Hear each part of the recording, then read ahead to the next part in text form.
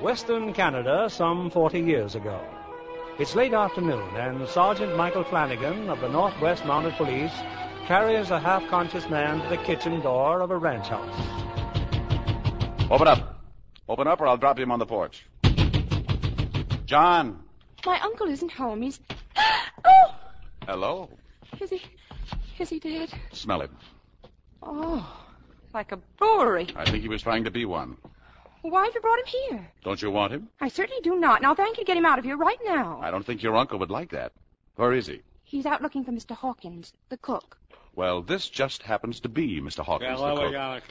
Oh. You haven't been here very long, have you? No, I just arrived today. From Boston. That's in Massachusetts. Thank you. And your name is Catherine Mary O'Fallon. Your uncle told me he was expecting you. I'm Sergeant Mike Flannigan. Shut up, Danny. Shut up, will you? Miss O'Fallon, do you happen to have any coffee ready? Right here on the stove. I'm afraid Danny's in no condition to get supper tonight. Can you cook? Of course I can cook. You made this coffee? What's wrong with it? Oh, nothing at all, Miss O'Fallon. Only now I know why they prefer tea in Boston. I think maybe sleep is what Danny really needs. I'll give you a hand as soon as I get him in bed. Oh, you will you? On second thought, don't touch a thing, Miss O'Fallon. I'll fix it myself.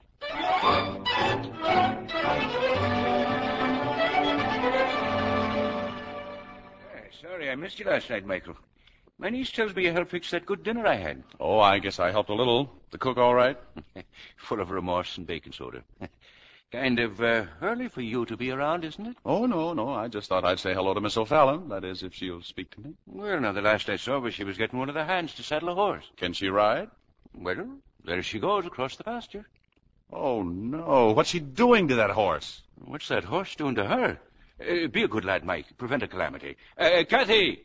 Slow down, girl! Slow down! John had asked me to prevent a calamity. I suppose I did, as far as Kathy's riding was concerned. In a few weeks, she became quite an expert rider. But then another kind of calamity threatened. I began to fall in love with her. I struggled against it as best I could, but I was doomed from the start. So you like being a mounted policeman, do you? You like bossing people around? Oh, we don't do much bossing, Kathy. It's a good life. But all those rules and regulations. What's wrong with rules and regulations? Well, I happened to hear a certain person say the other day that a Mountie had to be a member of the force for 5 years before he could get married. Well? Oh, but that's so silly. Well, there's a reason for it. After 5 years, a Mountie knows what kind of life he's asking a woman to share. Well, I think that's terribly unfair. How long have you been in the force, Mike? About 6.5 years. Oh, that long. Well, I guess the men who wrote those regulations really do know best. I hope so. What did you mean before, the kind of life? Some of our posts up north, they're pretty remote. Oh, and they do have snow where you're going, don't they? Oh, we have snow, yes. It's probably just like Boston in the winter. Well, no, Kathy, no, not quite. I've lived in places where my closest neighbor was 2 weeks away by dog team. It gets bitter cold up north. Do you know something, Mike? I never catch cold in the winter. Really? Never. Sometimes the Mountie goes on patrol for weeks and weeks. Ah, if you really love a person, you're never alone. Kathy, Oh, yes, Mike. Well, if we're going to get to that dance, I'd better take you back to your Uncle John. Yes, Mike. Sit down, Mike. Sit down. So, you're taking her to a dance, are you now? Well, I thought a barn dance would be something new for her. It's getting cold out, Mike. I guess you'll be heading for the territory any time now? That's right. Oh, it's a tough life, Mike. I like it. Well, it may be all right for a man, but I never could see how anyone could take a woman up there. John, all I'm doing is taking Kathy to a dance at McGregor's place. Especially a woman who's reared in the city. Why, she wouldn't... There's no snow at McGregor's, and it's only 10 miles south, not north. Oh, then you're not figuring on asking Kathy to do... Not this man, John. Much as I'd like to. Oh, well, now, let me go hitch up the buckboard for you. Kathy, that policeman's here. Mike. Yes? Back at the house when you and Uncle John were talking. Oh, just how much did you hear? Not enough, I'm afraid. That's good.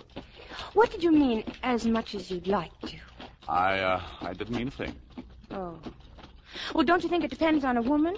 Well, don't you? Well, if you'd done a good job of eavesdropping, you'd have heard me tell your uncle that I wasn't taking any woman farther than McGregor's ranch. Is that as far as you're going? That's as far as I go. Oh. Then why can't we go there a little faster? Come on, boy. Get it up there. Yep. Kathy. Coming, Mike. Good night, Mr. Kit. Good night. And you danced the polka beautifully. Sure you've said good night to everyone? Oh, I'm sure I did. I had no idea there were so many nice young men in this neighborhood. No. Well, we'd better hurry. It's going to rain. It was the nicest dance I've ever been to. I'm glad you liked it. Didn't you have a nice time?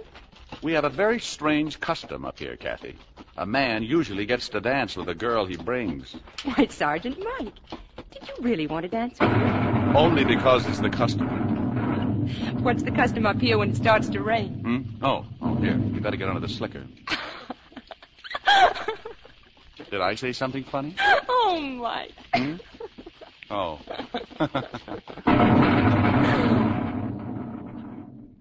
Why, Uncle John. Isn't it a little late for you to be up? Late? Why, it's only about 2:30 in the morning. Where's Mike?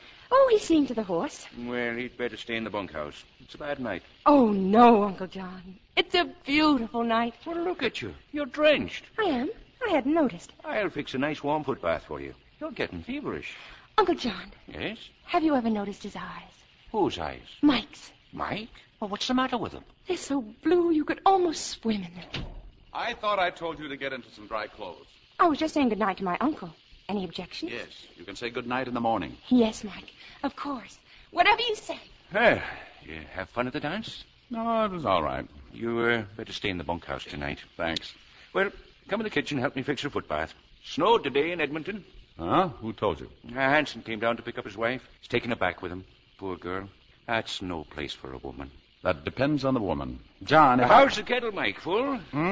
Oh, yeah. It's full and hot. And I break up the fire a bit. Oh, John, you're making it awfully hard for me to say what I want to say. Well, which is what, Michael? Which is what? That if Kathy cares enough for me, she'll want to come with me. Mike, you're putting me in a devil of a fix. You know that. Yes, I know. I also know that I love her. Oh, do you, Mike? Do you? I thought you were going to bed. Kathy, in your bed slippers. Shame on you, girl. Go to bed. I will not.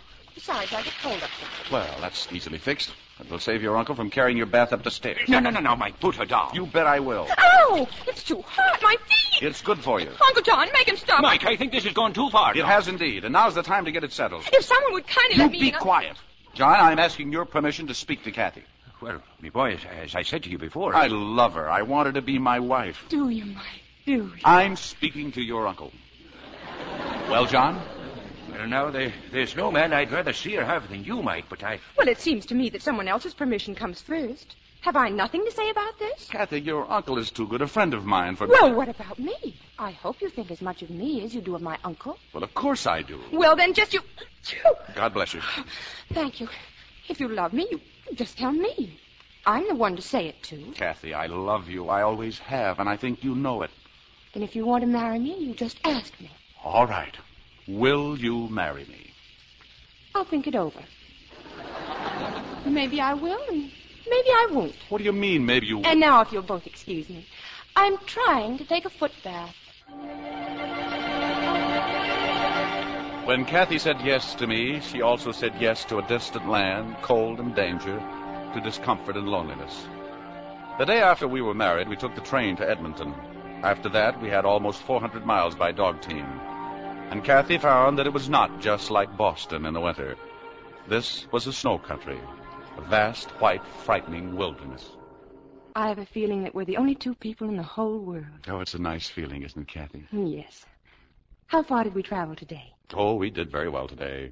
At least 27 miles. Only 27 miles. If we keep that up, we'll be there in 2 weeks. 2 weeks. What's that? Well, that's only a wolf. Only a wolf? Don't be so scared. You've got the dogs, the fire, and me to protect you. Yes. What more could a girl ask? We kept going each day as long as the waning light would permit. Kathy no longer calculated days and nights. Time and space became meaningless. Each day was like the last, cold and vast. But I had a surprise for Kathy. There was a prospector I knew who had a cabin just east of the trail. Well, if this ain't some surprise. And look, Ma, Sergeant Mike's gone out and got himself a wife. That's right, Mrs. Howard. I had her imported from Boston, USA. Boston. My, let me look at you. My, she's pretty. Well, of course, you can't tell much with her all bundled up like that. Oh, you just come along with me, dear. You must be worn out and half frozen. Following a dog sled's no joke for a girl from Boston. This'll be yours in Sergeant Mike's room. Oh, thank you, Mrs. Howard. It's very nice. Just got married, huh? 3 weeks already. 3 weeks. All right, you boys, go outside and take care of the dogs. You have 2 fine boys, Mrs. Howard. Oh, try not to mind them. They ain't dumb. They're just so surprised they can't talk. You're the first woman they've ever seen, outside of me. The first? Well, the first since they were old enough to remember. Well, there's water in the pitcher, and here's a towel. I'll be right back. Yes, sir, Sergeant Mike, she's sure a pretty thing.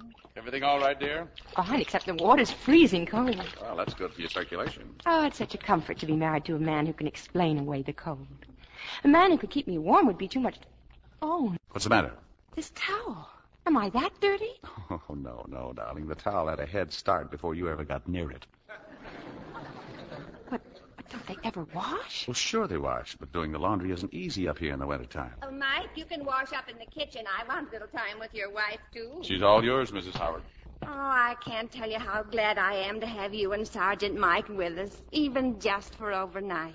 I guess it does get kind of lonesome here. Well, there's certainly enough to keep a body busy. Of course, in the summer when Henry goes off prospecting for gold, I get a hankering for conversation, even with Henry. Has he ever found any gold? No, but he was mighty close 9 years ago, and again 4 years ago we thought we'd hit it. Oh, we will someday. Oh, I hope so. And when we do, we'll go to Edmonton and we'll buy so many... My, what a lovely dress. Thank you. Oh, it's just beautiful.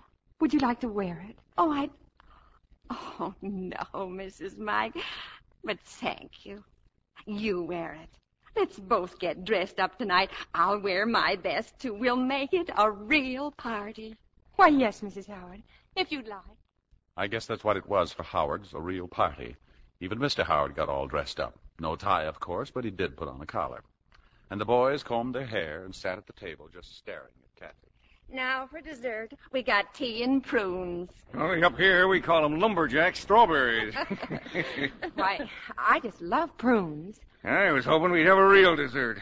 Maybe candy. Now, you know the candy's all gone, Henry. You know, I get the most terrible craving for candy. Like some men have for liquor, only with me it's candy.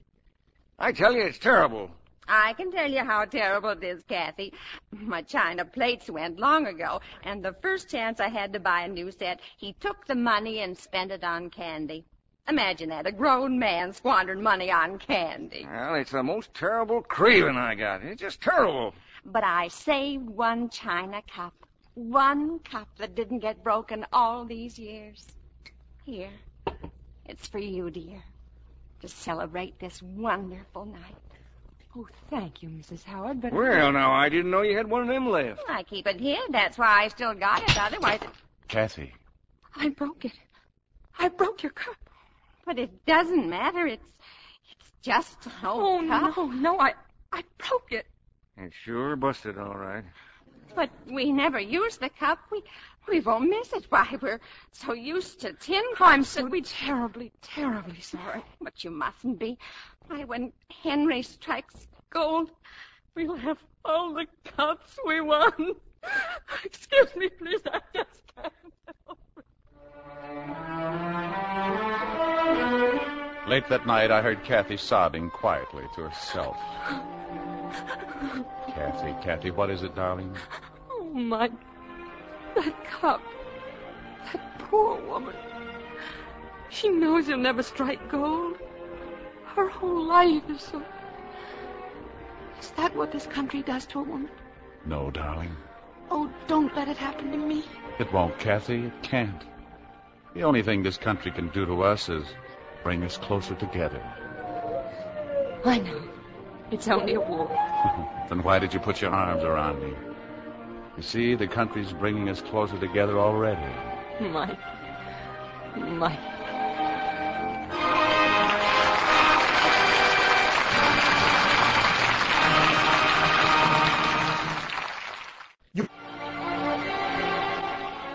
Our destination was a tiny pinpoint in the Northwest Territory called Hendricks Hope. Just a cluster of cabins, a trading post run by Jim Henderson, and a handful of people, Indians mostly. But this was our first home, and Kathy was determined to make the best of it. It is nice, and this cabin's all ours, isn't it? Oh, it's a little bare at the moment, but with your talents for housekeeping, it'll look like a palace. Mike, this is for you. Mm. Uncle John told me to give it to you as soon as we reached our new home. Well, now, good Irish whiskey. To Mike, to fortify him for a long life with Kathy. Are you a drinking man, Mike? Well, not noticeably, but it'll come in handy for medicinal purposes. Oh, Mike, we're going to be very happy. I love you, Kathy. Try to remember that, no matter... Oh! Huh? It's all right. It's all right, dear. It's just an Indian. Well? Me, I don't know. Tooth hurt bad. It's all right, Kathy. It's all right. Stop shaking. Sit down, Atnu, and open your mouth. No. Oh, that tooth is really bad. It'll have to come out. You mean there's a dentist here? Why, yes. He just arrived. Dr. Flannigan of the Mounted Police. You? All I have to do now is find my medical kit. Does it hurt very much, Mr. Atanu? Oh, it does, doesn't it? Maybe this will help. Don't be frightened. This is merely good Irish whiskey. Now take a big drink. Kathy, you will have to help me. Just a minute, Mr. Atanu. But I don't know anything about pulling a tooth. Well, now's a good time to learn. Get Uncle John's whiskey. It'll do to sterilize the forceps. It's over there on the table. Well, what happened to it? Who's been drinking it? Oh, I didn't drink it, Mike. He did. He did? Well, he was in such pain, I thought... Do you realize what you've done? You can get 6 months in jail for giving liquor to an Indian. Well, I only thought that... Oh, never mind. It's too late now. I'll get around to you later. Now, all right, Atanu. Get ready. Mike, I think I'll start unpacking. You'll stand right here and read this medical book to me. Come on, Atanu. Open up. He won't open his mouth. Then hold his nose. Mike, but... Hold his nose and he'll have to open his mouth. Now, you see? All right. Now start reading. Carefully insert forceps into the mouth. Oh, they're in. What's next? And place the left knee between the patient's legs. Oh, I'm sure that isn't necessary. You better do what the book says, Mike. Read that again. And place the left knee between the patient's legs. But, Kathy, I can't from here. That's impossible. But it's right here in black and white and... Oh. Well? I skipped a page. The knee is for artificial respiration. Here, secure the tooth with the beak of the forceps. I had to work slowly, and every time I turned my back, Kathy poured another slug of Irish whiskey into Atanu. By the time the tooth came out, our patient was enjoying himself immensely. Very good medicine. Pull more tooth. Uncle John should see what's happened to my wedding present. Now, all right, Atanu. Here's your tooth. Tooth of wisdom for score. What? Tooth's fine love charm for score. Keep love always. Take. Better take it, dear. You may hurt his feelings. Thank you. Thank you very much. Mike, I think I'm going to... Pretty score. Thank you, Atanu. But plenty weak. And you're plenty drunk. I'm locking you up in the cell to sleep it off. Me good, Indian. Yeah, march. Kathy kept her word and did make a real home for us. As the months went by, she became an expert cook. And while she never did learn how to make a good cup of coffee, I discovered I was really quite fond of tea. At least half my time was spent far from home, out on patrol, but Kathy never complained. I came home that day from patrol. I'd been 100 miles or so to the east. And there I'd picked up some unpleasant news from an Indian trapper. Smallpox. But, Mike, if they're 100 miles away from here... I can't take any chances, Kathy. I'll still have to vaccinate our Indians. And just what does that mean? Oh, sending Atanu to Chief Iron Eye. He'll have to talk it over for a few days, and then, likely as not, he'll bring the chief in to talk to me. All right, Mike. I'll get the medical book. How to Vaccinate an Indian in 10 easy lessons. Come in, Chief. When can we start the vaccinations? I not want medicine. White man medicine more worse than white man sickness. Oh, but this is smallpox. It kills. White man medicine full of evil spirit. I'll vaccinate Atanu just to show you how harmless it is. No vaccinate. Am I going to have trouble with you, too? Look, tell the chief. Tell him he doesn't have the courage of a squaw. Yeah, I'll tell him that. Hold on. By the way, Kathy, when were you vaccinated last? Oh, I was vaccinated years ago. Then get ready for white man's medicine. Mike, do I have to? If the chief sees that you're not afraid. All right. Anything to get rid of you. Now, Chief, just a little scratch from small needle. Now? Yes, and if it hurts, please remember this is no time to yell. You see, Chief? Nothing to it. Is that all, Sergeant? That's all. All right, Atnu, roll up your sleeve. I no see good. You do score again. Then I make up mine. Well, what's another vaccination, more or less? Ready, Kathy? Careful, will you? That last one hurt. Now, get ready, Atnu, and watch me this time. There you are. Step aside, Mrs. Flannigan. Next patient, please. Me no afraid. Me strong Indian. Me go first. Me chief of tribe. Well, that's more like it. Kaniwa Kaya Roko. What's he saying, Atnu? Chief, I say, before you scratch arm. I know. Watch squaw again. Watch squaw. What's the population of these Indians? Oh, a couple of hundred. You know, if your arm holds out, we won't have a bit of trouble with the whole tribe. All the way from Boston to become a pincush. Well, that's that, Kathy. On Monday, we can go out and vaccinate the whole tribe. You're becoming quite a medicine man, aren't you? Mm-hmm. I've treated frostbite, pulled teeth, given vaccination. I set broken bones, and once I even delivered a baby. Then you'll be able to deliver ours. He must be over 2 years old by now. Oh, he was a... What did you say? You mean about our baby? Kathy. Won't Uncle John be surprised to see us? Uncle John? Well, we'll go to Calgary. Oh, would Edmonton be better? Darling, you'll have the baby right here. Here? But, Mike, we're so far away from everything and everybody. Kathy, the women up here, Mrs. Henderson and the others, they know more about babies than anybody. Even more than I do. But having a baby out here in the wilderness... Wilderness? Oh, darling, there's no place in the world a baby would rather be born. You've never seen this country in the summertime. It's beautiful and it's green. You'll love it. And our son will love it, too. He can fish and hunt. What makes you so sure it's going to be a he? A baby girl wouldn't dare be born to the Flannigans. Oh, there's a wonderful summer ahead of us, darling, a wonderful summer. I counted on time to build up Kathy's confidence in the country. But as the seasons changed, she developed an increasing anxiety about Mrs. Henderson, who would have her baby a couple of months sooner than Kathy. Oh, Mike, just look at the valley. It's greener and more beautiful than I ever dreamed it could be. And the river. Oh, it's like music. Well, I promised a beautiful summer for you. I've tried not to worry, Mike, but I can't help it. Dear, you haven't seen Mrs. Henderson worrying, have you? No. You've been forgetting something, Kathy. Women have been having babies for years and years. Long before there was such a place as Hendricks Holt. Even before Boston. I guess you're right. Oh, you're always right, Mike. Sure. I was always right. Mrs. Henderson's baby was born the following week. It was born dead.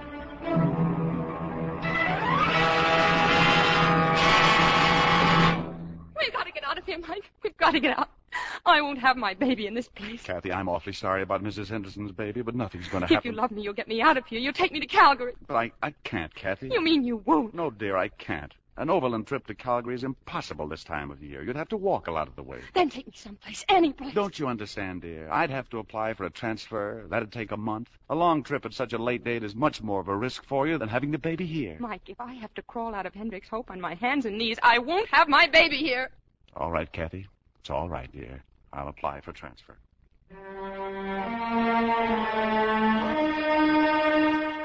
When my transfer finally came through, it was already dangerously close to Kathy's time. We were going to Fort Minette by canoe. It was a large settlement, and they had a doctor.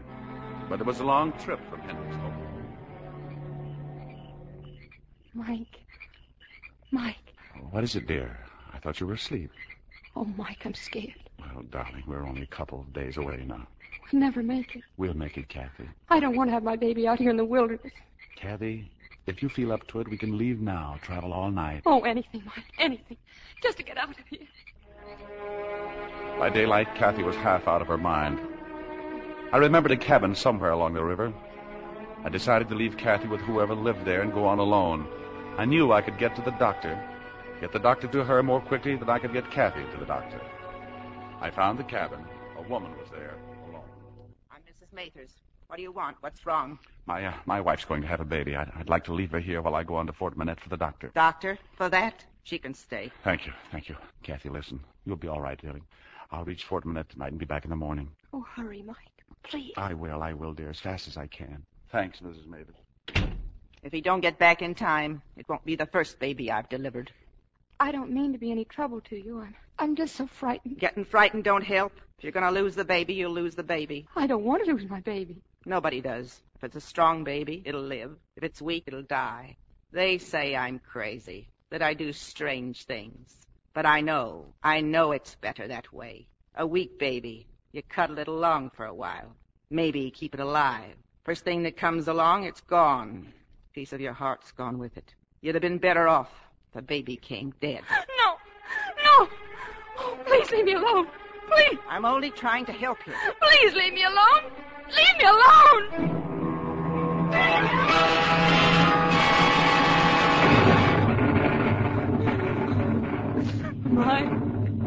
Mike.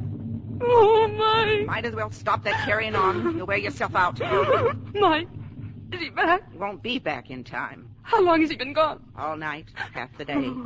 Now with this storm. He'll be here soon. He must. Looks like I gotta help you after all. No, please. No, get away from me. Please. Whether you want me to or not, I'm going to help. Mike. You're gonna lose the baby, you'll lose the baby. Mike! If it's weak, it'll die. If it's weak, it'll die. Mike!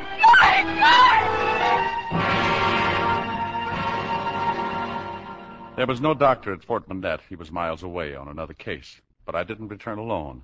I brought a woman with me from the village, Sarah Carpenter. Mike. Oh, Mike. It's all right, darling. I'm here. The baby. Oh, you have a fine, beautiful daughter, Mrs. Mike. Extra special, perfect. Oh. Kathy, dear, this is wonderful, Sarah. You're very lucky to have baby so easy. Easy? That woman, Mrs. Mathers. Darling, Oh, poor woman. Her mind, Mrs. Mike. Too much. She has lived alone here. I'll be grateful to you, Sarah, as long as I live. Oh, you could have baby alone. No help at all. I'm certainly glad I didn't. Me, I'm glad, too. Now I can think she is little bit mine. There's not very much baby to share. Look at you. Well, Sergeant, when you have third or fourth baby, you know how to hold one, huh? Third or fourth? Sure, you're going to have dozen babies. No, Mrs. Mike? If you'll be with me each time. I'll be with you. I'll be with you.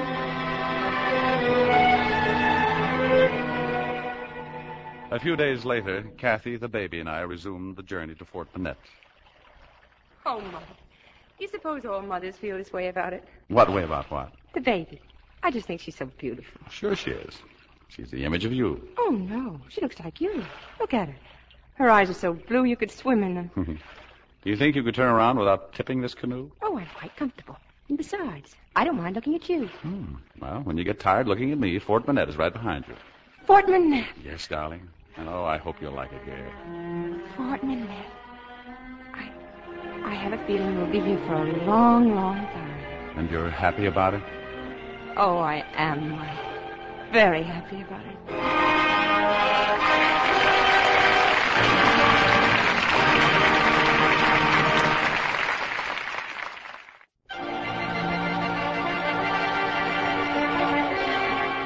The people of Fort Minette must have spent days preparing things for us.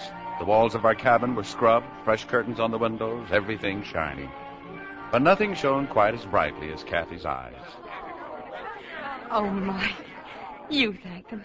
I just don't know what to say. Nobody say anything except us, your new friends. And we say to you, welcome. Oh, Sarah, it's so good to be with you again. And now, who you have not met, Dr. McIntosh? I'm here now, Mrs. Flannigan. I'm sorry I couldn't have been with you when you needed me. Didn't miss you at all, Mac. We had a better doctor. Oh, Sarah knows her job all right. Have you named this little beauty yet? Her name is Mary Aroon. Marie Aroon.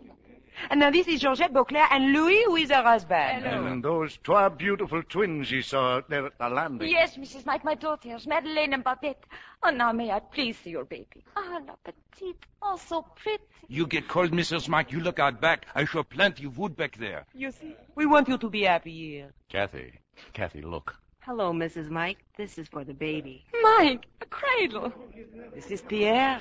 My son, he make that. But who painted the pictures? The little animals and the flowers. Pierre, my son, he do many things. You will see. Pierre, thank you for the cradle. It's very beautiful. I'm glad you like it, Mrs. Mike. I'm glad you've come to live with us.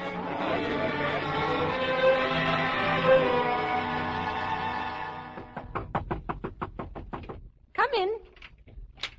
Bonsoir. Hello, Georgette. We go pick berries this afternoon. Madeleine and Babette, they say bring some to Mrs. Mike. So I did. Oh, how nice. Thank you. Well, I should get at least one pie out of this. Oh, the baby. Oh, what a little angel. So like my Suzanne. Suzanne? You have another daughter, Georgette? Ah, oui. A baby like this. Oh, it was a long time ago, Mrs. Mike. She was my first family. Your first family? Oh, you are young, Mrs. Mike. Women up here, we speak of first family, second family, third family. Suzanne, Renee, they... When you lose a family, you start again. Like Pierre. He is Sarah's second family. Georgette, how's Louis? Busy as ever? Oh, Louis?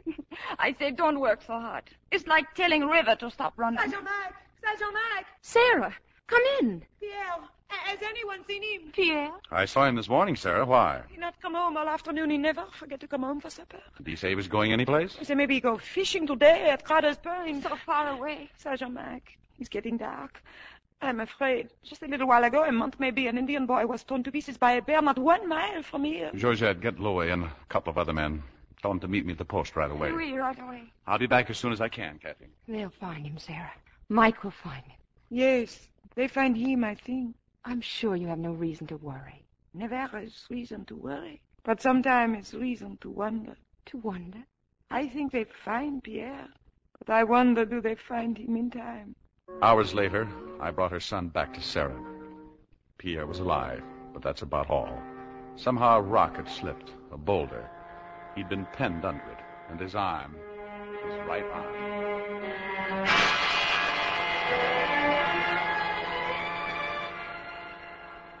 Come in, Georgette. Hi, I saw the light, Mrs. Mike. Is there any news? The doctor says he's going to live. Mike's still over there. Live? With only one arm. Ah, but he will live. Is that the only thing that's important? That he'll live? It is not the only thing that is important, but the most important thing. I can't accept things the way you do. Lose a child, have another. Life means nothing up here. You are wrong, Mrs. Mike. It is that life means everything. Pierre loses an arm. It is great tragedy. But he is still alive. Be grateful you're able to breathe. Is that what you're saying? Oh, this country. You just begin to trust it. Every country has its hazards. Life is not easy, but one must try to make his life so it is worth the struggle. So it is... Oh, Sergeant. Pierre will be all right. Kathy. I just can't help it, Mike. To feel another's pain. It is good fault, Sergeant Mike. But will she learn, Georgette? She will learn. Good night. Good night. And in the months that followed, Kathy did learn to adjust to the North Country. Now, for the first time, I felt she fully accepted her life up here without reservation. And time went on. And suddenly, before I knew it, Mary Aroon was 2 years old and Fort Manette already 25. To celebrate the anniversary, I was going to make a speech. I'm sorry, darling. What were you saying? Well, can't you stop fixing supper long enough for me to rehearse my speech? Only if you want to make it on an empty stomach. Go on, dear. I'm listening. Oh, thank you. Ladies and gentlemen, here at Fort Manette, we are struggling not against other men, but with other men. Not to control men, but to help control nature. We are struggling... Oh, well, I know someone who will stay in one place and listen to every word. You said it, honey. She should be ashamed of herself. Now, where was I? Oh, yes, thanks. This spirit enables us to endure the many hardships that so often come our way. And as I stand before this audience and look out among your wonderful faces... And now, ladies and gentlemen, representing our government and Royal Canadian Northwest Mounted Police, Sergeant Michael Flannigan. This is not the speech I'd planned to make. I wish I didn't have to make this one. I arrived here late because Dr. McIntosh sent for me. We have just discovered a case of diphtheria here in Fort Manette. We've all been in close contact, and the danger of the disease spreading is great. You will return to your homes immediately and have as little contact with your neighbor as possible. Now let's file out of here quickly and in an orderly manner.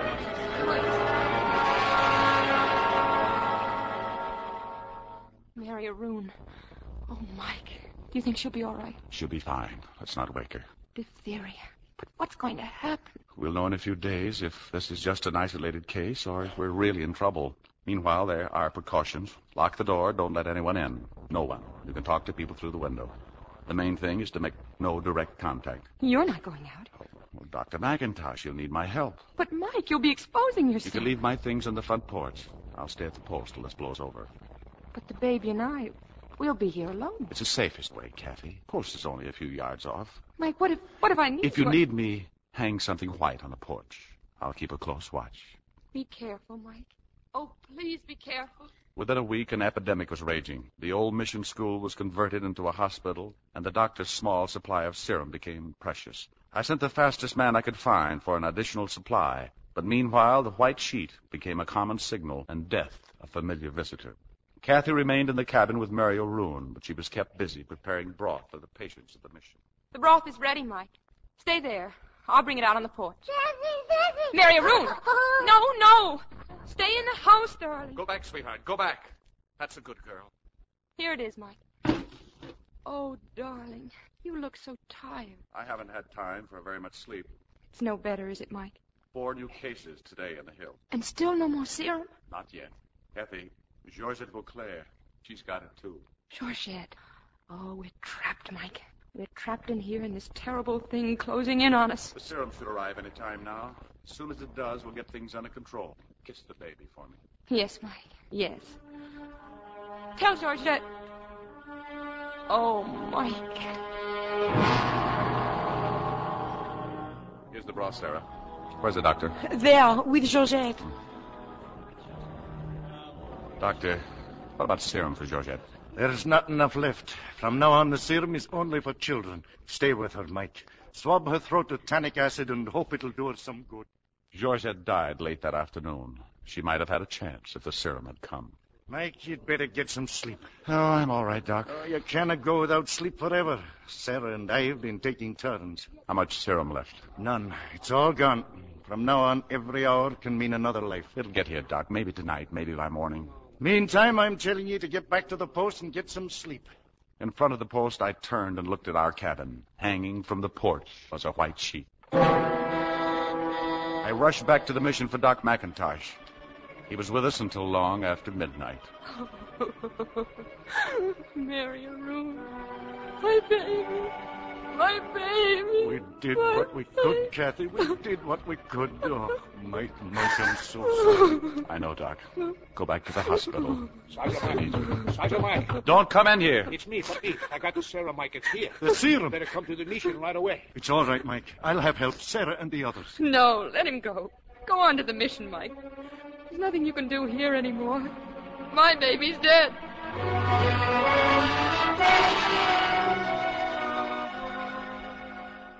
The epidemic stopped just as suddenly as it had started. 3 days later, I moved my things back into the cabin.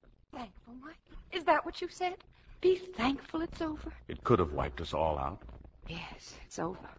A little cross on the side of the hill. Mary O'Roon Flannigan, beloved daughter, 2 years old. Don't torture yourself, darling. Life keeps going on. What kind of a life? A life that makes Mrs. Howard old before her time, that drives Mrs. Mathers crazy? A life that takes the arm of a young boy, that kills 24 people because we're too far away to get serum in time? We've had our share of happiness. A life that snatches an innocent baby into her grave? If that's the kind of life that goes on, I don't want it. Please, Kathy, please. Oh, Mike, let's get out of here. Let's leave this awful country. Let's go anywhere.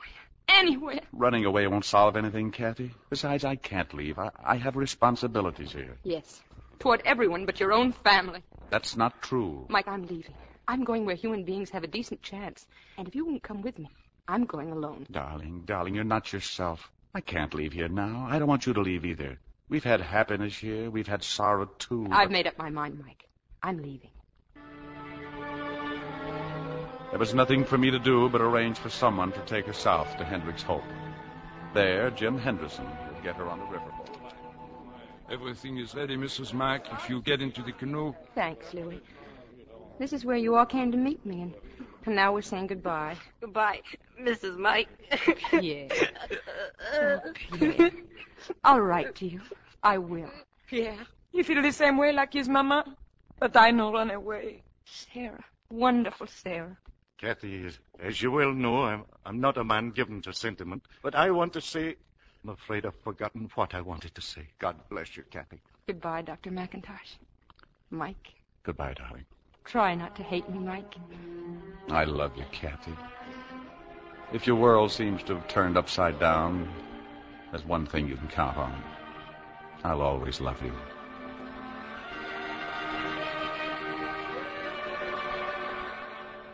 I couldn't stay in the cabin. It was too large, or perhaps it was too small, too crowded with memories. At any rate, I moved into the post. But I was not to remain there for long. They sent another Mountie to take over at Fort Minette, and I was transferred. It's a good post, Sergeant. I'm sure I'll like it here. Well, it makes it fine all around, Corporal, because I'm rather glad to be leaving. Your new post will look mighty small after this. Hendricks Hope? Oh, I've been stationed there before. Yes, I know. The folks back there were all excited about you coming back. Good luck, Sergeant. And so I went down the river, and with each stroke of the paddle I tried to push all thoughts of Kathy behind me. But every mile of the long trip south brought me closer to the place where Kathy and I had begun life together. Thoughts ever clung to me, surrounded me, followed me. And then I was there, and Jim Henderson was pumping my hand. Mike Flannigan. How's your missus, Jim, and Tommy? Oh, fine. Tommy's a big boy now. Hello, Sarge Mike. Hello, Mrs. Henderson. Well, and who's that? That's our new baby girl. Oh, congratulations. How old is she? 6.5 months now. And her name is Kathy. You see? Oh, she's lovely, Mrs. Henderson. I'm a little tired, Jim. I'll run along now and see you folks later. Same cabin as before, Mike. Thanks, Jim. Much obliged. I knew that they'd have everything ready for me, but as I opened the cabin door, the smell of coffee almost knocked me down. They must have timed my arrival almost Still to critical of my coffee making, Mike. Kathy. Oh, Mike. I've done so much running away. When Mrs. Henderson lost her baby, I made us leave here. That's all past, darling. But when I got here and I saw her new baby, such a healthy, beautiful baby, and then I found out that you were being sent here, and suddenly I knew you were right. That no matter what, life does go on. Kathy. Oh, Mike, wherever you are, my life is with you.